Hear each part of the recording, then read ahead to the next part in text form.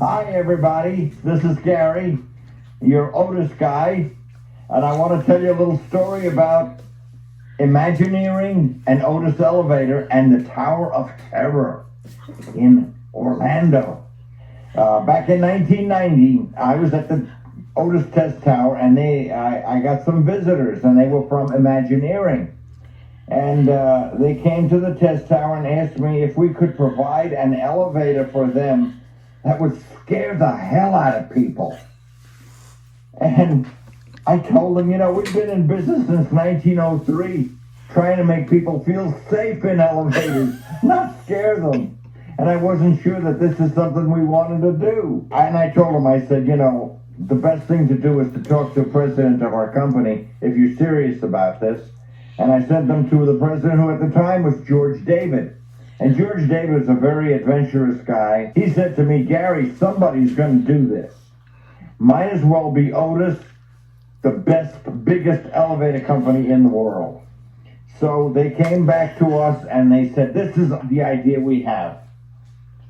We want to make this not a real tall ride, but we want to make it tall enough so that when we drop the elevator, it'll make the people feel weightless.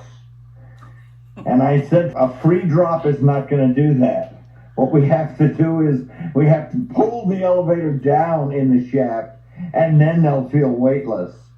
And they said, well, we don't know how to do that. And I said, well, we do, and we'll get our engineers working on it. So we put our engineers to work. They started developing an elevator that in 130 feet, we could actually accelerate it down at a great speed and then get it stopped safely. They wound up realizing that it was going to get up to about 40 miles an hour. And that's pretty fast for an elevator. Normal elevators don't go near that fast.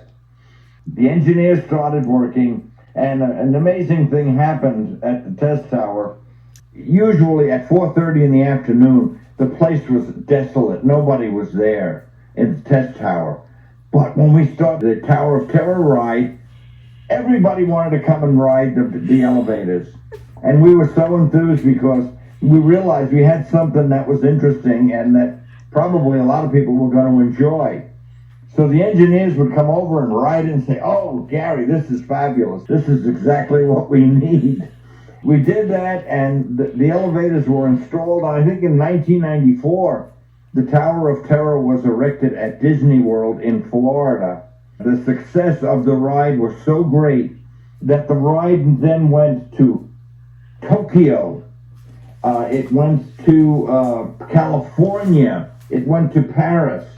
So the same concept was used in the elevators that we moved to the new Disney locations around that. And that is the story of the elevators at the Tower of Terror. Now there are 4 different hoistways at the Tower of Terror. Only one of them pulls the elevator down. The others take you through the building and go through all the scary places. But the one that goes down is the one that gives you the weightless feeling. So that's the story of the Tower of Terror and our Otis elevator involvement.